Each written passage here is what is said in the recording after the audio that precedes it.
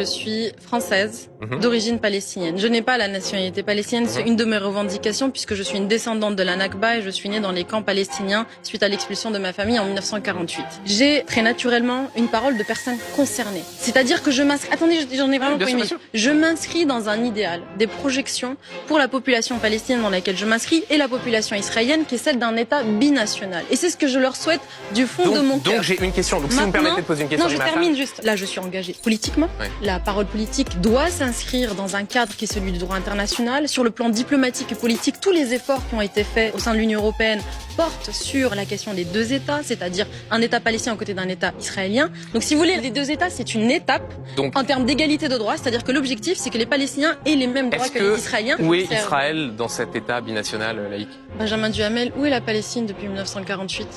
La solution à deux États défend la proposition C'est une blague. d'un État palestinien. Une blague. Vous vivez dans la solution à deux États. Mais vous vivez dans quel déni? Vous vivez dans quel monde? Votre famille politique, Rima Hassan, défend cette solution à deux États? Il y a 800 000 colons en territoire palestinien à l'heure où on se parle, d'accord? 85% des infrastructures civiles à Gaza ont été détruites. Il y a plus de 30 000 morts.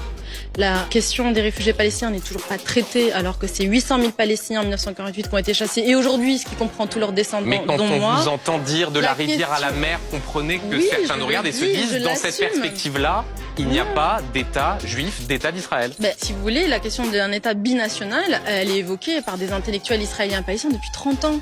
Il faut vous mettre à la page, hein. C'est pas quelque chose de révolutionnaire, ce que je dis, hein.